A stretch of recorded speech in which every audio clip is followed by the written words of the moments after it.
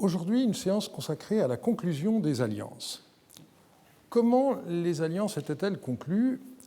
Paradoxalement, alors que le plus grand nombre de traités datent de la deuxième moitié du deuxième millénaire avant notre ère, les informations sur la manière dont les alliances étaient conclues sont beaucoup plus abondantes pour la période paléo-babylonienne, donc la première moitié du deuxième millénaire, et donc aujourd'hui, c'est surtout de cette époque qu'il va être question.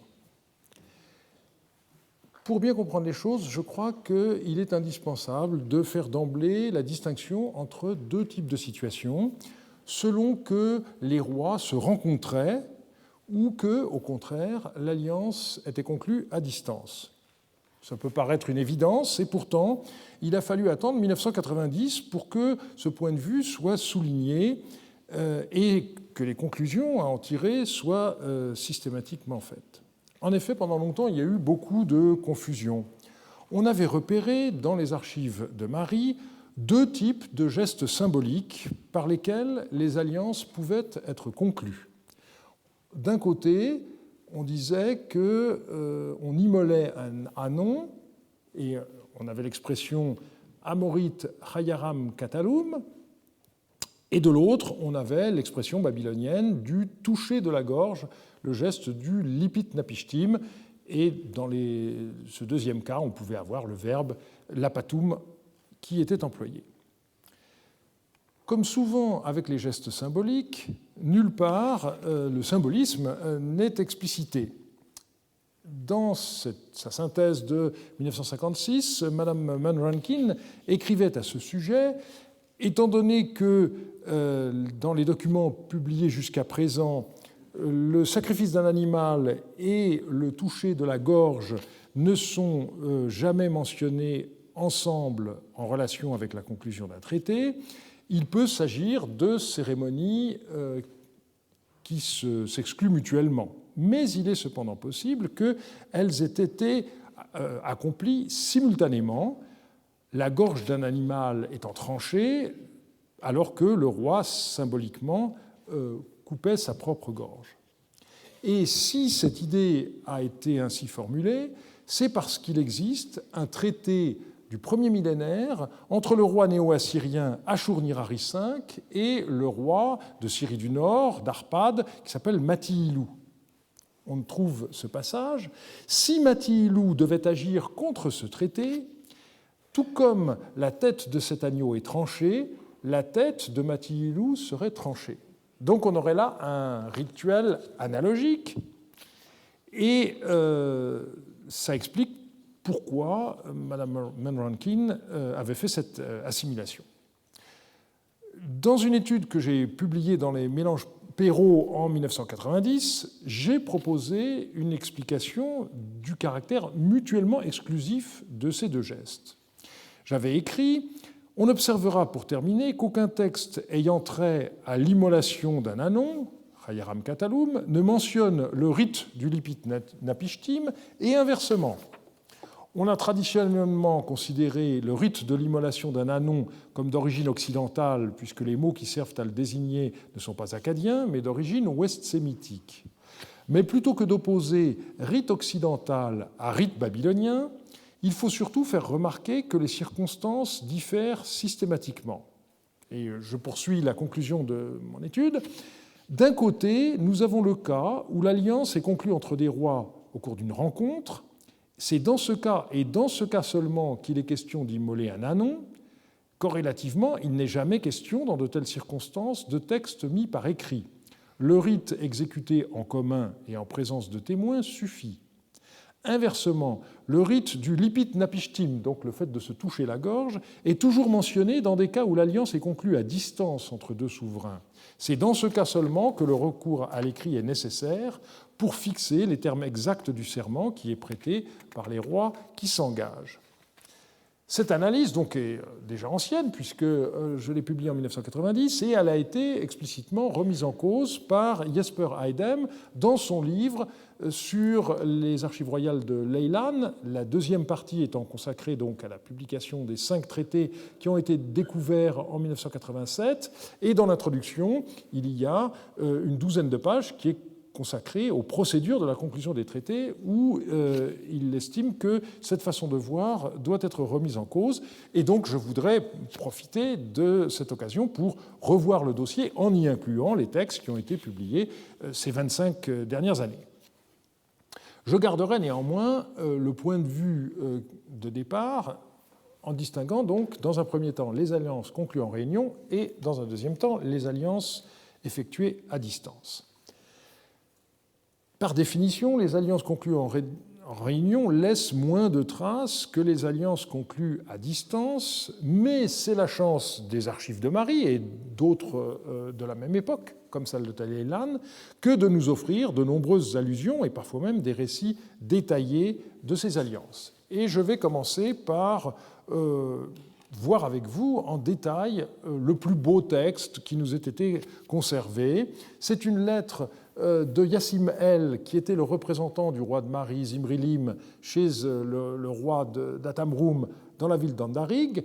Je vous ai mis sur l'écran seulement la face de cette tablette qui compte 94 lignes et qui nous décrit en détail une alliance conclue entre Atamroum, le roi d'Andarig, et son voisin Ascouradou, roi de Karana.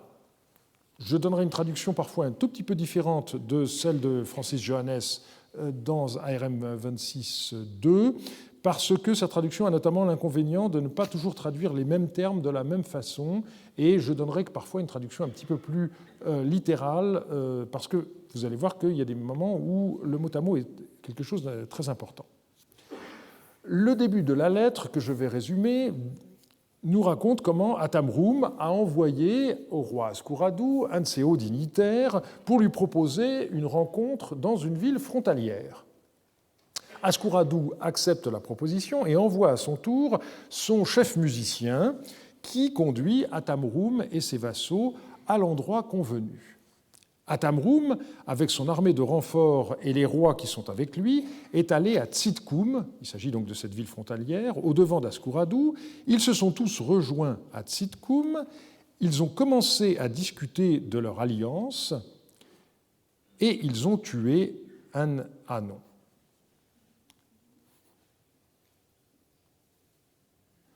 Yassimel décrit alors un préalable à la conclusion de l'alliance.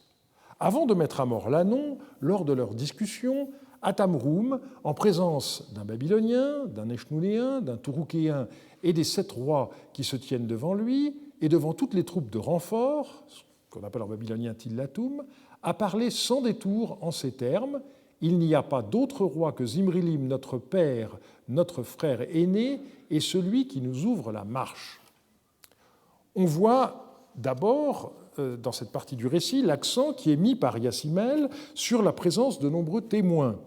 Il y a des représentants de 4 puissances extérieures, un Babylonien, un Echnounéen, un Touroukéen, et le 4e, c'est bien entendu Yassimel.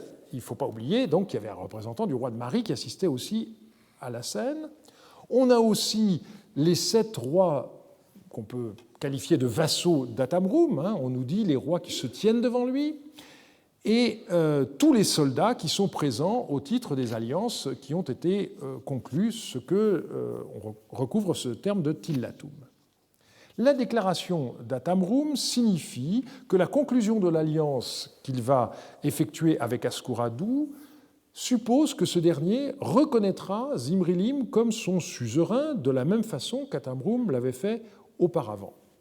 Et cette déclaration a provoqué un incident avec les représentants des autres rois qui assistent à la scène. Lorsqu'Atamroum eut dit cela sans détour, poursuivit Yassimel, les messagers du roi de Babylone et du roi d'Eshnouna se sont irrités et se sont éloignés sur le côté. Moi j'étais malade et 2 hommes me soutenaient sur des brancards et je me tenais en face des rois pour entendre leur pacte, Tsimdatum. Marduk-Nishou le Gersekoum, messager du roi de Babylone, qui s'était éloigné sur le côté, a appelé Yariha-Aboum, le serviteur de Monseigneur, donc un autre membre de la délégation Mariotte, et il lui a dit: « Alors d'après toi, Zimrilim est le roi du haut pays, et Hammurabi et le roi d'Eshtouna ne peuvent nullement s'en approcher ?» Il se trouve en effet que cette région intéressait énormément les rois de Babylone et d'Eshnouna, et donc on voit le représentant d'Hammurabi de Babylone s'offusquer de voir Atamroum faire cette déclaration d'allégeance exclusive au roi de Mari. Yassimel continue. Ascouradou, donc le deuxième roi, entendit ce propos et il répondit ainsi à Marduk-Nishu, le représentant babylonien: en dehors de Zimrilim, notre père, est celui qui ouvre la marche des rois de tout ce pays. Le nom d'un autre roi peut être mentionné d'une façon ou d'une autre. Il a prononcé des paroles d'apaisement. Alors, ici, je rajoute dans la traduction un adversatif, parce qu'en babylonien, ça n'existe pas, mais ici, pour comprendre le cours de la phrase, c'est absolument nécessaire en français. Donc, il a prononcé des paroles d'apaisement, mais dans leur discussion et leur anon, ils ont placé Monseigneur comme leur père et celui qui ouvre leur marche. Ça veut dire qu'en dépit des apaisements qui ont été donnés, c'est bien la formulation proposée par Atamroum qui a été conservée. Il y a ensuite une mise au point concernant d'éventuels litiges qui pourraient empêcher la conclusion de l'alliance. Avant que l'annon soit immolé, Atamroum a appelé Ascouradou et lui a parlé ainsi. « Toi, mon fils, tiens-toi ainsi, je veux parler avec Hagbahamou et les anciens de Numra. » Ce Hagbahamou est une figure très intéressante, mais qui reste encore un peu mystérieuse. C'est manifestement le représentant je pense, des populations nomades. J'aurais tendance à dire qu'il avait le rôle équivalent à celui du Merhoum dans le royaume de Mari. Et en tous les cas, on voit qu'il est toujours consulté lorsque le roi de Karana prend des décisions. Donc il a appelé Hagbahamou et les anciens Numriens et il leur a parlé en ces termes: avant que l'annon soit immolé et que le serment du Dieu soit placé, faites vos réclamations et dites-moi ce qui vous appartient pour que je le libère. Quand il leur eut dit cela, ils ont réclamé un champ cultivé. Atamroum leur a répondu ainsi: ce champ-là, je l'ai ensemencé de grains. Je vais en faire la moisson et avoir le temps d'en faire sécher la paille. Après la moisson, que le foudre d'Addou et l'arme de Shamash se couchent dans ce champ et que ces armes donc divines confirment le propriétaire dans son champ. Si ce champ est tien, toi prends-le, mais s'il est mien, c'est moi qui le prendrai. Autrement dit, Atamroum propose une procédure classique en droit babylonien. Lorsque un bien est contesté entre deux personnes et qu'on n'a pas d'autre manière de s'en sortir, eh bien, on fait intervenir des armes divines. Ceux d'entre vous qui ont suivi le colloque organisé par Thomas Römer l'année dernière se rappellent peut-être ce point. Par le moyen d'une manipulation de ces symboles divins, eh bien, on arrive à savoir qui est le légitime propriétaire du bien contesté. Il peut s'agir d'une terre, il peut s'agir d'une récolte. On a mélangé le produit de deux champs, donc on le sépare en deux, et il s'agit de savoir qu'est-ce qui est à qui, etc. Lorsqu'Atamroum eut dit cela, ils ont répondu oui.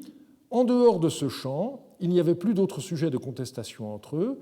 Par leur anon et leur discussion, un roi du pays est désormais en tout point lié. Et vous avez ici l'emploi du verbe rakassoum, sur lequel je reviendrai en conclusion. Donc le seul point qui restera à régler sera le statut du champ contesté, mais les deux parties sont d'accord sur la procédure à employer, qui est en fait une sorte d'ordalie, si l'on veut. Les négociations avec les représentants du peuple étant close, on en revient maintenant à une négociation purement politique. Ils ont exclu Hammurabi, le roi de Kourda, de leur anon. Hammurabi est le souverain d'un royaume qui est situé précisément à proximité de Andarig et de Karana. Atamroum a ainsi parlé à Ascouradou. Il ne faudrait pas que par fausseté et mensonge, Hammurabi te rende tes biens qu'il détient et que tu t'allies avec lui, car moi je te déclarerai la guerre. Et Ascouradou lui a parlé ainsi: il ne faudrait pas non plus qu'il te rende tes biens qu'il détient et que tu t'allies avec lui, car moi de même je te déclarerai la guerre. Jusqu'à ce que monte ici notre père Zimrilim, notre ennemi et notre allié seront les mêmes. Voilà ce qu'Ascouradou lui a répondu. Autrement dit, on a ici un très bel engagement de ne pas conclure de paix séparée avec un ennemi commun, qui est, je dirais, l'une des clauses fondamentales dans les traités d'alliance que l'on peut posséder. Et le récit de Yassim El s'achève de la manière suivante. Après qu'ils se furent ainsi concertés, ils conclurent l'alliance. À nouveau, on voit la racine qui signifie nouer, attacher, qui est employée avec une figure étymologique. Rixatim irkusu, ils ont noué le lien, ils ont lié le lien, littéralement, et l'annon fut immolé. Ils se firent jurer l'un à l'autre un serment par le Dieu, et ils s'installèrent près de la coupe. Après être allés boire la coupe, l'un apporta des présents pour l'autre, puis Ascoradou partit pour son pays, et Atamrum partit pour Andarik. Alors on a juste un problème de traduction pour le passage après être allé boire la coupe. Francis Johannes avait traduit ikrouchou par un verbe de mouvement, tandis que Jesper Eidem considère que la forme vient de karachum, qui est un verbe très peu attesté en babylonien, qui signifie quelque chose comme découper de la viande, et donc il propose qu'il faille traduire après qu'ils aient découpé, sous-entendu, la viande et bu la coupe, et son idée c'est qu'on aurait extrait le sang de l'animal et qu'on l'aurait mis dans la coupe. Je reviendrai sur cette question tout à l'heure. Donc on voit que la cérémonie de l'alliance comporte le fait de s'engager par des liens, rixatum, l'immolation d'un annon, et chaque roi fait prononcer par l'autre un serment. Dans l'édition de ARM 26, vous avez comme traduction « Ils se prêtèrent mutuellement serment par le Dieu », mais c'est plus élégant que ce que je vous propose, mais ça ne rend pas compte du factitif, et donc je préfère traduire mot à mot, ils se firent jurer l'un à l'autre un serment, et on voit bien que c'est chaque roi qui provoque le serment de l'autre, et ceci, effectivement, mutuellement.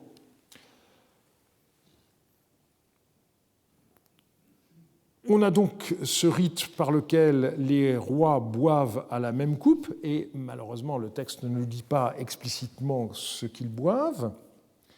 On a finalement des échanges de présents et le départ. Autrement dit, si l'on prend une image d'ensemble de ce texte, on voit qu'on peut distinguer des négociations préalables. Elles portent sur l'orientation politique de l'accord, définition de la puissance supérieure reconnue de manière exclusive, ici Mari, de préférence à Babylone ou Eshnouna. Et c'est d'autant plus important que précédemment Atamrum avait été l'allié d'Eshnouna, et on sait par ailleurs que Hammurabi de Babylone souhaitait l'attirer dans son camp, et c'est ce qui par la suite est arrivé, mais au point où on en est de l'histoire, Yassim El ne savait pas que ça tournerait ainsi. Et l'important, c'était de définir l'ennemi commun, en l'occurrence le roi de Kourda. Et puis, il y a d'autre part le règlement de litiges territoriaux notamment, qui peuvent empêcher la conclusion de l'alliance. On en verra un autre exemple tout à l'heure.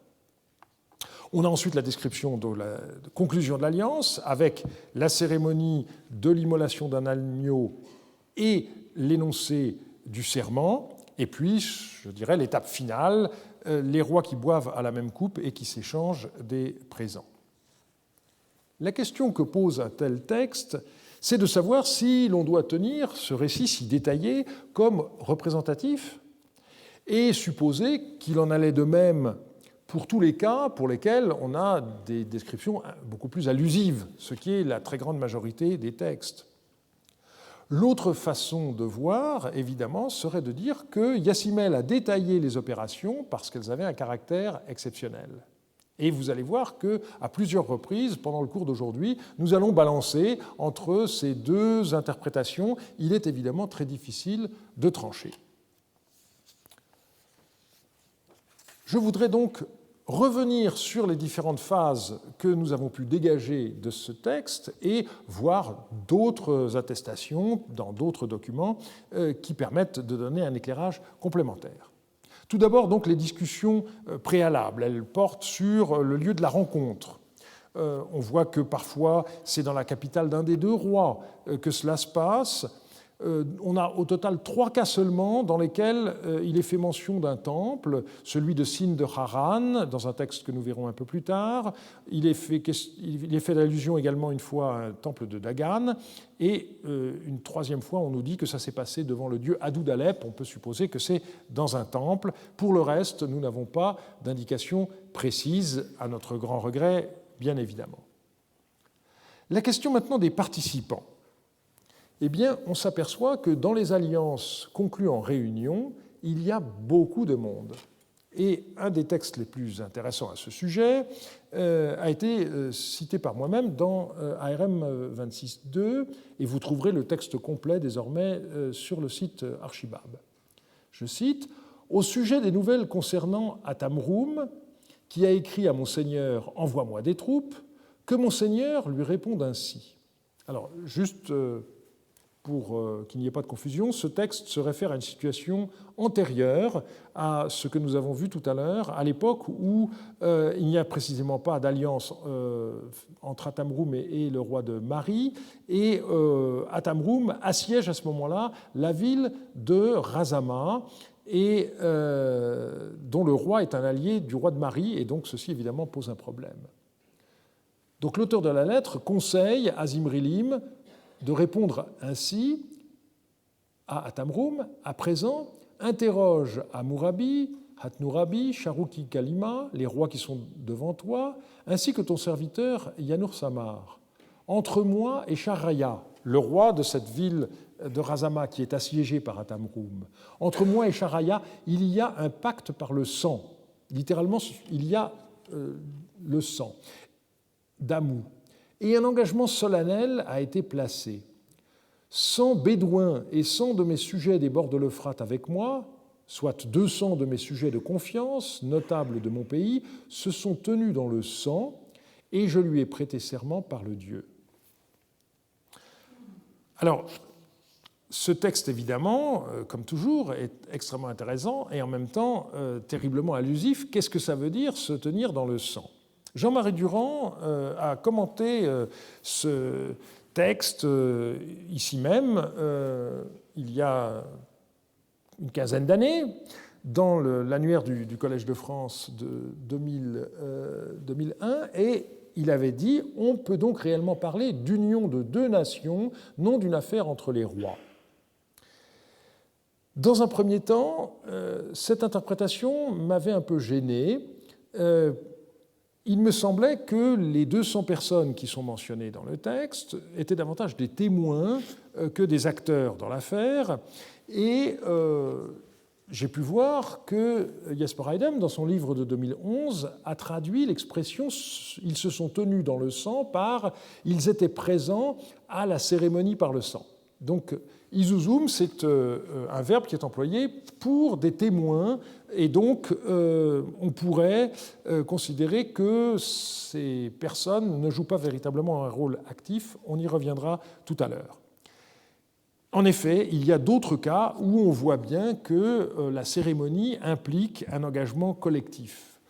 Dans cette lettre de Ashmad au devin Askoudoum, par exemple, on nous dit « Asditakim, qui est le roi de Haran, et les autres rois du Zalmakoum, ça fait 4 rois au total, les chers Sougagoum et les anciens des Benjaminites ont tué l'Anon dans le temple de Sin de Haran. » Et vous voyez qu'une telle formulation donne l'impression que non seulement les rois sont partie prenante, mais aussi les représentants des nomades et des sédentaires des 2 royaumes.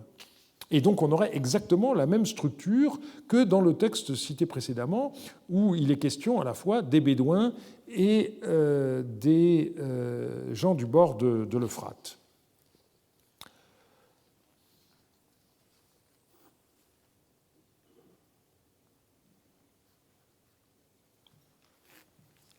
On a également un texte que j'ai publié il y a une vingtaine d'années, qui à cet égard est extrêmement important. On y dit ceci: Ishmeadou, les anciens du pays d'Idamarats, les anciens d'Urkish, de Shinar, de Roura et les anciens du Yaptour sont allés à Malkhatoum. Yatar Malik de Shudurum et Apilsin d'Ashnakum, ainsi que les notables d'Urkish, ont pris leur tête et sont venus en disant: tuons une chèvre et un chiot pour que nous prêtions serment. Mais moi, écrit Ibal-El, je n'ai pas été d'accord. J'ai dit, de tout temps, jamais notre seigneur Zimrilim n'a tué une chèvre ou un chiot pour jurer. J'ai acheté moi-même un âne pour de l'argent et j'ai fait tuer un ânon petit d'une ânesse. Toute la discussion s'est focalisée sur la deuxième partie de ce discours, mais il me paraît très important de mettre l'accent sur ce qui commence, c'est-à-dire le fait qu'on a à la fois la mention de rois, mais aussi les anciens de toutes les villes et régions qui sont mentionnées dans ce passage. Et on a vraiment l'impression donc d'un rite collectif qui implique, plus que les rois, également toute la population de leur royaume. Alors, cette cérémonie d'alliance, elle implique donc l'immolation d'animaux.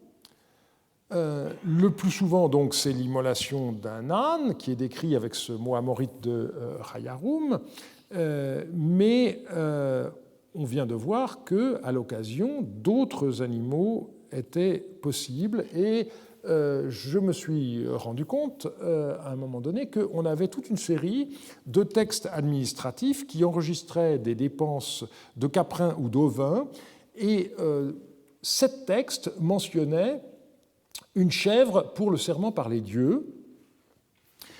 Et ce qui est tout à fait intéressant, c'est que ce groupe de documents date du tout début du règne de Zimrilim, des tout premiers mois de son règne.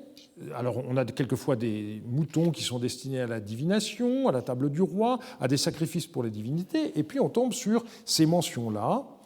Et il y a même 2 cas où la dépense est l'unique objet de la tablette, et toutes ces opérations sont effectuées à Mari. Le contexte de ce serment par les dieux n'est indiqué sur aucun de ces petits comptes administratifs, ce n'était pas leur objet, puisque il s'agit de la comptabilité des gens chargés de la gestion des troupeaux du roi, mais on sait que les premiers mois d'un nouveau règne étaient toujours le moment où le souverain devait renouveler les alliances qui avaient été conclues par son prédécesseur, ou au contraire en conclure de nouvelles, on y reviendra, et donc il me semble assez probable que les chèvres ont été sacrifiées dans ce contexte. Alors on ne sait pas pour quelle alliance elles ont été employées, et on sait par ailleurs qu'à cette époque-là, des alliances ont été conclues avec un certain nombre de rois yaminites. Est-ce qu'il faut opposer une façon yaminite de conclure une alliance avec le sacrifice d'une chèvre et une façon simalite avec le sacrifice d'un ânon, Ibal-El étant le chef des bédouins simalites? Ce serait sans doute aller trop loin. N'empêche qu'on est frappé par le ton de la lettre d'Ibal-El qui marque une vive répugnance à l'idée d'immoler un autre animal qu'un ânon. Donc, en même temps, il faut se garder de systématiser les données fragmentaires à notre disposition. Il ne faudrait surtout pas en déduire que Zimrilim, au début de son règne, conclut des alliances en immolant des chèvres et par la suite utilisa des ânons. Mais on voit en tout cas que l'affirmation d'Ibal-El, jamais notre seigneur Zimrilim n'a tué une chèvre ou un chiot pour prêter serment, n'est pas à prendre au pied de la lettre, et ceci, une fois de plus, nous met en garde contre l'utilisation des informations contenues dans les lettres, parce que apprendre à lire le texte simplement, et si on ne savait rien d'autre, eh bien, on prendrait ça pour argent comptant. Cette question de l'immolation d'un animal, il faut bien voir que nulle part il n'est question d'une tablette. Et ici, il faut faire un sort au commentaire qui a été fait de la lettre de Tel Rima numéro 1, où Zimrilim proposait au roi de Katara Atnurabi de faire alliance avec lui. Et Zimrilim lui écrivait « Tuons des ânons et plaçons entre nous un serment par les dieux ». Et Stéphanie Dallet, qui avait édité ce texte, a commenté ainsi le serment par les dieux, Nishili, pourrait être ici une abréviation pour Tupi Nishili, la tablette de serment par les dieux, qu'on trouve par exemple dans ARM 1, 37-23, et de ce fait, il pourrait y avoir eu un contrat écrit qui était placé littéralement entre les deux rois qui contractaient l'alliance. Eh bien, une telle hypothèse n'a aucun fondement, ce n'est pas la peine de supposer des choses qui ne sont pas dites et qui ne sont dites nulle part. Donc on laissera tomber cette idée. Et il faut aussi rejeter l'explication de Malamat sur le fait qu'il n'y a pas de tablette qui soit mentionnée dans ce type de contexte. Malamat avait écrit dans la société tribale largement illettrée, les traités étaient conclus non pas par le moyen de documents, mais seulement par des actes symboliques, dans les exemples connus par les textes de Marie, par le rituel consistant à tuer un ânon, et l'on notera l'expression purement sémitique utilisée ici, Chayaram Katalum. Si l'on n'a pas recours à l'écrit dans de telles circonstances, ça n'est pas du tout parce que les Bédouins auraient été illettrés. On sait aujourd'hui que c'est complètement faux. Nous possédons de nombreuses lettres écrites par des chefs bédouins entre eux. Mais c'est simplement parce qu'il n'y en a pas besoin. À partir du moment où vous êtes ensemble, vous discutez ensemble et vous procédez au rituel, ça ne laisse pas normalement de traces. L'écrit est manifestement senti dans ce contexte comme une façon de communiquer à distance et non pas comme un moyen de rendre pérenne un engagement. Je reviendrai là-dessus largement la semaine prochaine. On a la question de la coupe. Il y a peu de mentions, et il y a un texte qui a attiré énormément l'attention, que j'ai cité dans une première étude et qui a été ensuite publié dans Florilegium Marianum II. L'auteur de cette lettre écrit à Zimrilim « Pourquoi Monseigneur n'écrit-il pas à Kahat à propos d'Akinamar ? Sire Akinamar est-il simplement un ennemi à moi ? N'est-il pas aussi, lui, l'ennemi de Monseigneur ? Pourquoi jouit-il de la paix de Monseigneur ? Une fois, il a eu droit à un siège devant Monseigneur. Il a bu la coupe et l'a levée. Monseigneur le compta alors parmi les nobles, le vêtissant d'un habit et lui imposant la perruque ruportum. Mais à son retour, il a déféqué dans la coupe où il avait bu. Il est devenu l'ennemi de Monseigneur.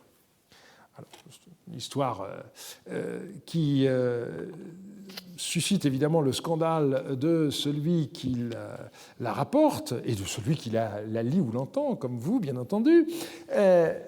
Eh bien, je dois dire que, en relisant ce texte pour préparer le cours d'aujourd'hui, je pense que nous avons tous ceux qui ont commenté ce texte, surinterprété le document. Et il me semble que le contexte n'est absolument pas celui de la conclusion d'une alliance. Il est question d'un repas cérémoniel, il est question des bons traitements que Zimrilim donne à ce personnage, mais on n'est pas dans le cadre de la conclusion des alliances. Je pense que c'est vrai qu'on a des exemples où on donne des habits et où on donne une perruque à la suite de la conclusion d'une alliance, mais je suis en tout cas réservé sur l'idée qu'on puisse avoir là le récit de la conclusion d'une alliance. Disons qu'il faut faire attention car il y a d'autres cas où il est question de coupe, de boire à la coupe dans le cadre de repas qui sont des festins, des choses comme ça, mais sans qu'on soit dans le contexte de la conclusion d'une alliance. Alors, qu'est-ce qu'il y avait ? En tout cas, ce qui est sûr, c'est qu'en effet, il y a bien une coupe dans le récit de Yassimel par lequel nous avons commencé. Et la question, c'est qu'est-ce que les gens ont bu ? Eh bien, on ne nous le dit pas. On ne nous dit jamais ce qu'il y a dans la coupe.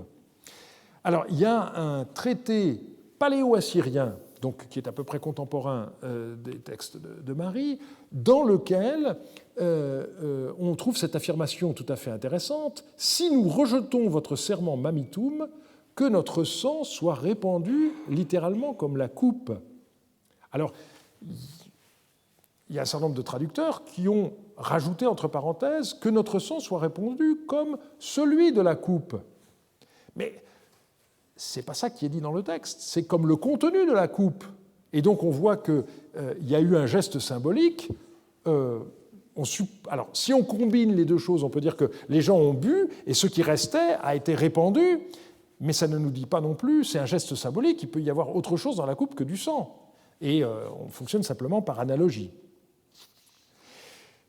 Et donc vous voyez que ceci est très difficile, et je terminerai cette question du sang sur laquelle on a beaucoup écrit, en citant une lettre récemment publiée, Pyrrhance 117-89. En ce qui concerne les gens à propos desquels tu m'as écrit, je ne les libérerai pas. Par ailleurs, on a dit, ainsi parle Tidabnou, je veux monter vers Elouhout. Jusqu'à ce que tu sois monté, que moi et toi nous nous soyons vus, que nous ayons prononcé le serment par les dieux entre nous et que nous ayons instauré un damutum entre nous, donc un lien du sang, je ne relâcherai pas ces gens. Donc on voit une fois de plus le fait qu'il va y avoir une alliance conclue en réunion, que nous soyons vus, avec l'énoncé d'un serment, que nous ayons prononcé le serment par les dieux entre nous, et que nous ayons instauré un damutum, donc on a fait quelque chose avec du sang, mais ce n'est pas plus clair que ça. Voilà, ce sont les éléments qui sont mentionnés ici, mais ça ne nous dit toujours pas si ça a un rapport avec la coupe ou avec le sacrifice de l'animal. Est-ce qu'il faut imaginer qu'une fois l'animal sacrifié, comme l'a proposé Jasper Heidem, on remplissait la coupe avec le sang de l'animal? Le problème, c'est qu'on n'a pas d'autres exemples où on voit des gens boire du sang. Ça n'a pas l'air d'être une façon habituelle de faire en Mésopotamie. Il reste encore beaucoup d'inconnus. J'en arrive à la question des alliances conclues à distance. Là aussi, on a des négociations préalables, simplement, elles se font par l'intermédiaire de messagers, et on y a souvent recours à des rappels du passé.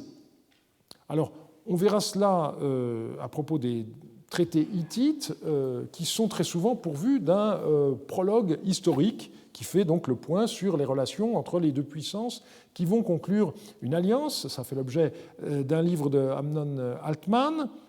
Dès l'époque paléo-babylonienne, on voit que c'était quelque chose qui se faisait, mais qui n'était pas mis par écrit dans les traités. Par contre, on trouve des allusions de ce genre dans des lettres. Par exemple, la lettre du roi d'Eshnouna Ibalpiel à Zimrilim, eh bien, il lui dit « Interroge tes serviteurs âgés et qu'ils te rappellent que… » Et puis là, malheureusement, on a un passage qui est cassé, mais on voit bien qu'il s'agit de faire allusion à une situation politique antérieure. On peut ici faire le parallèle avec une lettre de Ratusili III au roi babylonien Kadashman Enlil. Le roi hittite demandait à son interlocuteur babylonien de se faire lire les lettres qu'il avait envoyées à la mort de son père. Et donc, je ne rentrerai pas dans le détail de ce texte, mais on voit que ce sont des pratiques courantes au deuxième millénaire. Ces rappels ne servaient pas seulement à conforter une proposition de paix, ils pouvaient aussi servir à expliquer à son peuple ou à ses vassaux pourquoi on choisissait la guerre ou bien la paix. Et ici, on a un très beau discours du roi de Kourda à Hammurabi, à son peuple, pour expliquer pourquoi il est hostile à Zimrilim. Le roi de Babylone m'a envoyé de la troupe. Or, jamais, au grand jamais, depuis toujours, Zimrilim n'est venu au secours du Numra, donc son propre pays. À l'époque de Carnilim, il est venu au secours de la rébellion. Donc là, il s'agit des rois d'Andarig, les ennemis de Hammurabi de Kourda. À l'époque d'Atamroum, de Rechef, il est revenu. Et à présent, il s'apprête à venir au secours de Rimdia, qui est le nouveau roi d'Andarig. À présent, les Babyloniens veulent unir leurs forces aux miennes et je vais déclarer la guerre aux Simalites. Donc, on rappelle le passé pour expliquer qu'il n'est pas question de faire autre chose que la guerre à quelqu'un qui a toujours été votre ennemi. On a de nombreux autres exemples. Je ne m'attarderai pas sur ce point. Un des points évidemment très importants, c'est d'arriver à formuler les termes mêmes du serment que chacun des deux rois, à distance, va prononcer, et ceci est évidemment quelque chose de très complexe. Premier point, c'est la question, lorsqu'il s'agit d'un traité inégalitaire, d'une alliance entre un roi plus puissant et un roi moins puissant, selon la terminologie de l'époque, entre un père et un fils, il s'agit de savoir qui va formuler le premier les termes de l'accord qui est proposé. Et là, on a une lettre de Dardi Khadoun extrêmement intéressante, où ce chef yaminite écrit au roi de Mari « Tu m'avais écrit à propos du traité de Simdatoum entre nous. Or, moi, j'avais voulu marquer ta prééminence en disant que mon père formule le traité entre nous. Mais toi, tu m'avais écrit ainsi « Inscris sur une tablette le traité que tu auras formulé pour que je puisse l'écouter. » On voit clairement que la mise par écrit est due au fait que la négociation se passe à distance, au contraire de ce qu'on a vu tout à l'heure. Un autre exemple est moins clair, malheureusement, mais très intéressant. C'est une lettre écrite par le roi d'Alep, Yarimlim. Au sujet du serment par les dieux, objet de ta lettre, eh bien, établissant ces modalités. Je veux bien être ton allié et que tu sois le mien. Lorsqu'il y aura des signaux de feu au Yamrad, c'est-à-dire lorsqu'il y aura la guerre, viens les éteindre, c'est-à-dire apporte ton concours militaire. Et lorsqu'il y aura des signaux de feu dans le royaume de Mari, je veux bien venir les éteindre. Alors c'est un passage qui est tout à fait intéressant pour dire qu'il s'agit de conclure une alliance défensive réciproque, mais on a un problème parce que le passage qui a été traduit dans l'Alapo par Jean-Marie Durand, établissons ces modalités, eh bien il y a une cassure. Et dans le verbe, on a juste i, le début du signe nous, et à la fin, un signe ish. Et Maurice Biraud, qui a publié le texte, avait dit « Il faut que nous nous souvenions de ce serment, si on restitue in ou rassis », mais il avait ajouté « On peut d'ailleurs penser aussi à in ou dish, il faut que nous renouvelions le serment ». Et je dois dire que la valeur is2 du signe ish est relativement rare, mais ceci, évidemment, changerait complètement l'interprétation du texte. Il ne s'agirait pas de conclure une alliance, mais de la renouveler. Et ça marche très bien, parce qu'on sait bien qu'il y avait déjà une alliance entre le roi d'Alep et Zimrilim. Yarimlim a aidé Zimrilim à s'emparer du trône de Mari. Donc qu'il soit ici question de renouvellement, c'est bien possible. Et on aurait en quelque sorte ajouté une clause au serment qui existait déjà, et ceci aurait été rendu nécessaire par le fait que Zimrilim est désormais le roi de Mari, d'où la mention du Yamrad d'un côté, de Mari de l'autre, dans la clause qui est ainsi formulée par Yarimlim. Et l'on voit qu'on allait très loin dans le détail pour savoir s'il fallait modifier des clauses dans les traités. On pouvait, dans certains cas, retrancher des éléments. On a une lettre de Samsiadou à son fils Yasmaradou, qui écrit ceci. « L'échelounéen m'a écrit à propos de l'accord à conclure. Il y a une chose que j'ai supprimée de la tablette du serment par les dieux.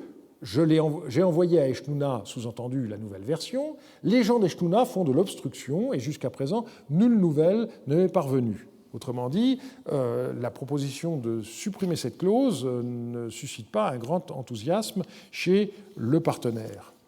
Un autre exemple, lorsque Hammurabi négocie avec Zimrilim une alliance contre les lames, eh bien, il y a un litige territorial. Donc, qui est du même genre que ce qu'on a vu tout à l'heure à propos du champ cultivé. Et Hammurabi propose qu'on enlève le nom de Hit de la tablette d'engagement de façon qu'il puisse prêter serment. Donc il ne veut pas que Zimrilim, en quelque sorte, profite de cette alliance pour avaliser le fait que la ville de Hit soit rattachée au royaume de Mari et non pas au royaume de Babylone, la ville étant convoitée par les deux souverains. Et je donnerai un dernier exemple qui a été publié tout récemment par Jean-Marie Durand dans Semitica 57, le dernier volume. C'est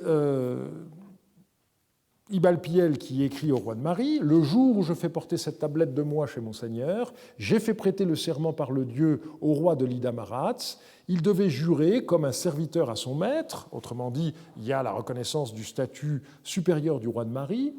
Voilà comment ces rois de l'Ida-Maratz ont prêté serment.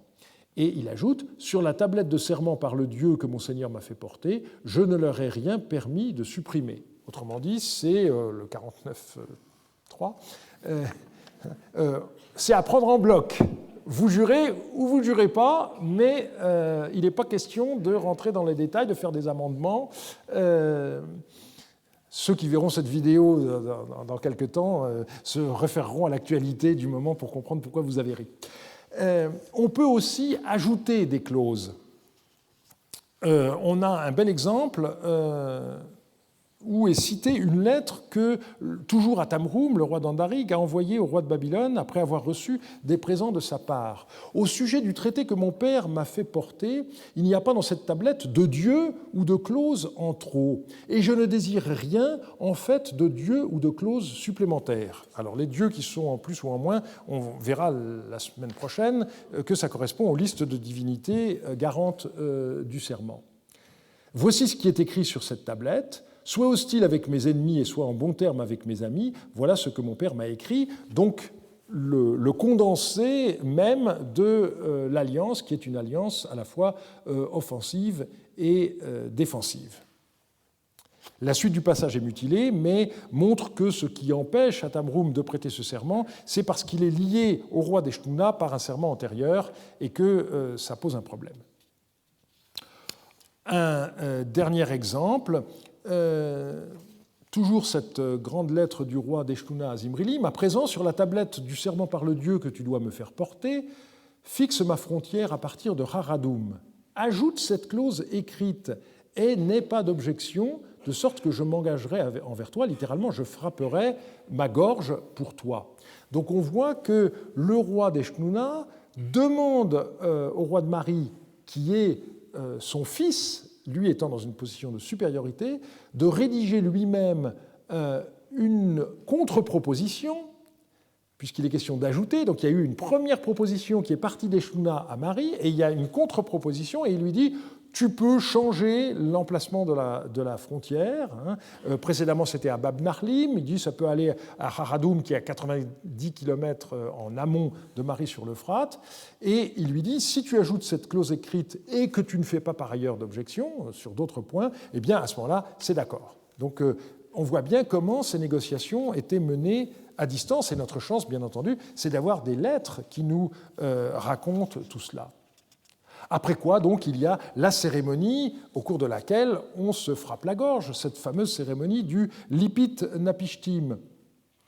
Alors, un dernier exemple que j'ai développé dans un article publié dans le Mémorial Vargas, où il est question de choses que l'on peut retrancher ou ajouter. Donc, la cérémonie elle-même, eh bien, elle se fait en présence des divinités des deux parties. Et donc, évidemment, puisqu'il va y avoir conclusion d'une alliance à distance, les dieux vont devoir voyager. On a cette lettre du roi de Talhayoum au roi de Mari. « Au sujet de l'envoi des dieux, mon Seigneur m'a écrit en ces termes: « Envoie-moi tes dieux pour que je frappe ma gorge. Présentement, je viens d'envoyer les dieux. » Il dit les dieux, mais c'est mes dieux. « Que mon Seigneur prononce le serment par les dieux. » Et là, le serment par les dieux, c'est parce que Zimrilim va prêter serment par ses propres dieux, qui sont chez lui à Mari, et par les dieux du roi de Talhayoum, qui auront été amenés jusque chez lui. C'est un mouvement qui est réciproque. Alors, juste un point à souligner à propos de cette lettre, c'est le seul texte qui mentionne explicitement le rite du Lipit Napishtim en liaison avec l'envoi des dieux. Les autres textes parlent simplement d'un serment par les dieux, mais ici, et c'est important bien sûr, vous avez le rite du Lipit Napishtim qui est mentionné. Que l'affaire soit un mouvement réciproque apparaît clairement dans cette lettre de Sammétar. Charaya m'a écrit ceci: « Carnilim m'a écrit en ces termes: « Envoie-moi tes dieux, afin que je puisse te prêter le serment des dieux, et moi, je t'enverrai mes dieux pour que tu me prêtes le serment des dieux. » Donc on voit bien que c'est chacun qui envoie ses dieux à l'autre. il y a une lettre extrêmement intéressante où l'on voit qu'il n'y a pas que les dieux qui voyagent. Il s'agit de la négociation toujours de la paix entre Eshnouna et Mari. À présent, Monseigneur a envoyé chez son père, le roi d'Eshnouna, ses dieux, les grandes armes, et nous, ses serviteurs, pour procéder au Lipit Napishtim et pour nouer la frange du Père et du Fils pour l'éternité. Et donc, on voit ici qu'à côté des dieux, il est fait mention des grandes armes. Alors évidemment, le problème qui se pose, c'est de savoir, mais alors les dieux, c'est quoi si ce ne sont pas des symboles divins? On peut penser que ce sont des statues, mais jamais un texte ne nous dit sous quelle forme les dieux voyagent. Et par ailleurs, il y a donc cette question des grandes armes.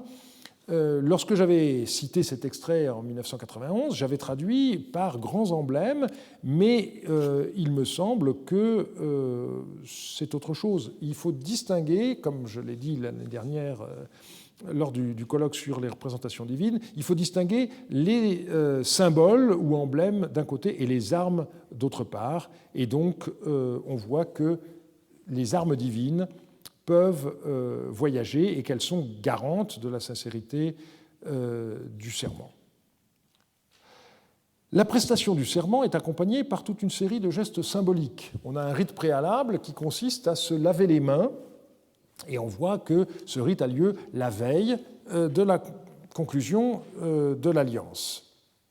Un texte très intéressant raconte par le détail la cérémonie par laquelle Hammurabi de Babylone va finalement conclure ce traité avec Zimrilim contre le roi d'Élam. Hammurabi m'a répondu: « Avant que je ne lève la main vers Shamash et ne me touche la gorge, tu ne disposes pas la farine Matsratum et la farine Saskum ? Viens, et en me tenant debout, je lèverai pour lui ma main vers Shamash. Tu me feras prêter serment devant Shamash par la farine Matsratum et la farine Saskum. J'écrirai, et de même que moi j'aurai prêté serment, ton maître devra prêter serment. » Voilà ce que Hammurabi m'a dit. Donc on a un récit très détaillé des gestes qui vont accompagner l'énoncé du serment, et il faudra que par la suite le roi de Mari fasse exactement la même chose et dans les mêmes termes. Alors, quel est le sens de ce Lipit Napishtim? Qu'est-ce qu'on faisait? Eh bien, on a des textes qui ont été cités notamment par Jean-Marie Durand qui tentent à faire croire qu'il s'agit bien d'un rite sanglant. On a ce document qui dit ceci: « Allons, fais ta jonction avec Shipti-Ilou, arrange cette affaire et frotte-toi avec son sang afin que soit constatée la confiance qu'on peut mettre en toi. » Donc, il est bien question d'une alliance qui va être faite et l'un des rois va s'enduire avec le sang de l'autre. Et l'impératif, l'itpat, qui est employé dans ce texte, c'est un réflexif, puisqu'on a le sous-système 2, et bien entendu, ça n'exclut pas qu'il y ait la réciproque de la part de l'autre roi, mais ici, il est question de se frotter soi-même la gorge avec le sang de l'autre souverain. Et à cet égard, on a un texte qui est tout à fait intéressant, qui est une lettre de Leilan, Pyrrhance 117-185. J'ai organisé une expédition et j'ai fait apporter le sang de Tilabnou. Tilabnou étant le roi de Cherna, donc la ville de Tel Leilan d'aujourd'hui. Avant que nous ne fassions sortir pour l'expédition, touchons son sang et prononçons un serment par les dieux. C'est le verbe lapatum. Lorsque nous aurons touché son sang et prononcé un serment par les dieux, que Yahilpi, Belchounou et Yasrardagan fassent route la nuit même, de sorte que dès le lendemain, Tilabnou, ses fils et soit les Sougagou, soit les rois de son district qui marchent à sa suite, touchent mon sang et prononcent le serment par les dieux, et que la nuit même ils reviennent ici, et que le lendemain, et puis malheureusement la suite est cassée. Donc c'est un texte extrêmement intéressant, mais comme d'habitude, je dirais, qui pose plus de questions qu'il ne permet d'en résoudre. Pour Jesper Eidem, c'est la preuve que le Lipit Napishtim se faisait en s'enduisant du sang de l'autre roi Et donc ce texte prouverait que le rite peut se faire à distance, contrairement à ce que j'avais écrit.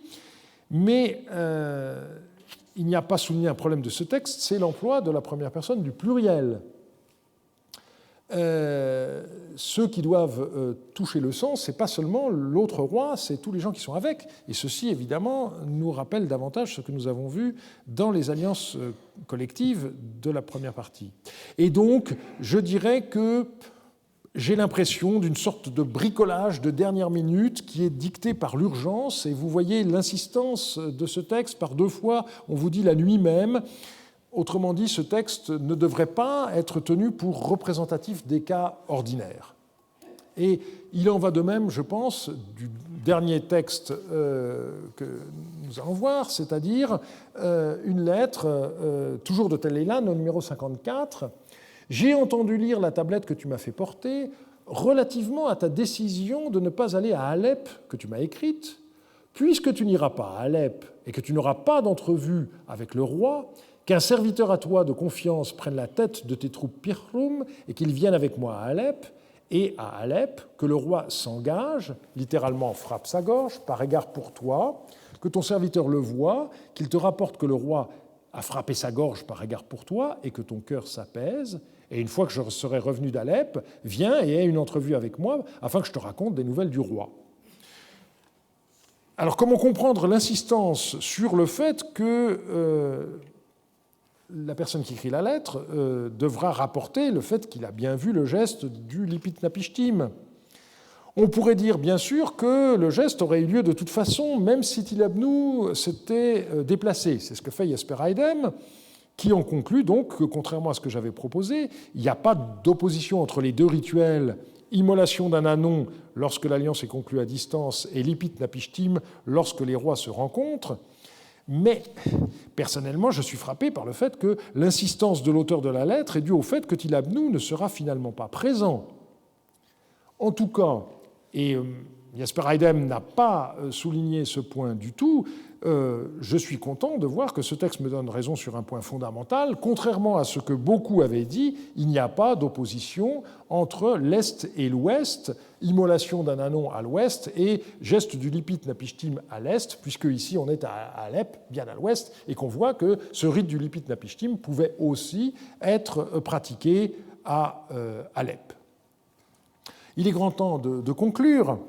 Les 2 derniers cas que nous venons d'examiner me semblent très importants d'un point de vue de la méthode. Il ne faut pas, je pense, généraliser les pratiques à partir de cas spécialement bien décrits et encore moins mettre bout à bout les informations glanées ça et là. Sinon, on aboutit à cette phrase, par exemple, écrite jadis par André Finet. « Le sacrifice d'alliance apparaît d'abord comme une immolation de transfert, éclairée par l'attitude des contractants qui se touchent la gorge, indiquant par ce geste symbolique, complété par un serment des dieux, le destin fatal promis aux félons. » Donc il mélange complètement le rituel de l'immolation de l'anon avec le fait qu'on se touche la gorge et avec le destin fatal promis aux félons qui est connu par une malédiction du premier millénaire. Donc ça, c'est quelque chose d'extrêmement dangereux.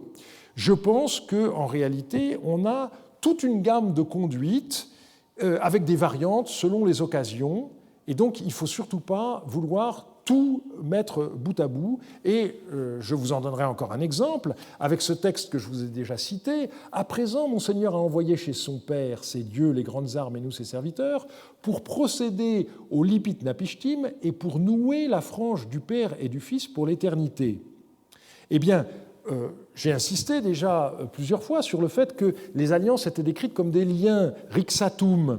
Ici, on mentionne spécifiquement un geste symbolique qui consiste à attacher ensemble les vêtements des 2 rois qui vont se rencontrer. Est-ce que ça signifie que chaque fois qu'une alliance est conclue, on procède ainsi à ce rite qui consiste à nouer les vêtements des 2 rois? Je n'en sais rien. Mais là encore, il faut se garder de surinterpréter les choses. Je voudrais surtout faire remarquer qu'il y a bien une différence entre les 2 types d'alliances Mais l'accent doit être peut-être un petit peu changé par rapport à ce que j'en avais dit il y a maintenant un quart de siècle. Et ce texte est très important à cet égard. J'ai peur, nous dit cette lettre, que le roi ne s'engage, donc ne fasse le lipit napishtim, envers l'Eshnunéen sans interroger le dieu.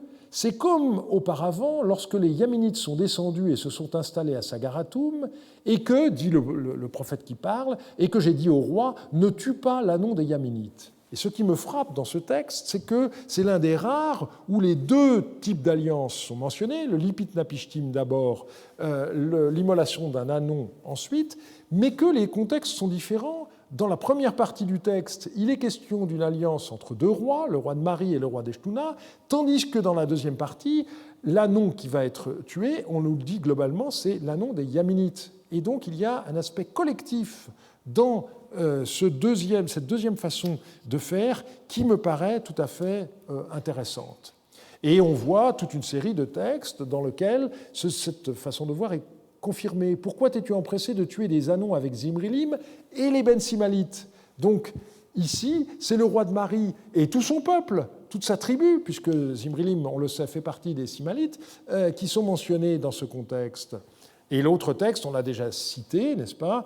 On voit le nombre de gens qui sont concernés par l'alliance conclue dans le temple de Sin de Haran.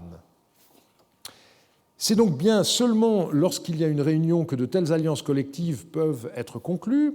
Et je dirais, pour finir, que c'est parce que ce type d'alliance collective disparaît au milieu du deuxième millénaire qu'on n'en trouve plus de traces dans les textes par la suite.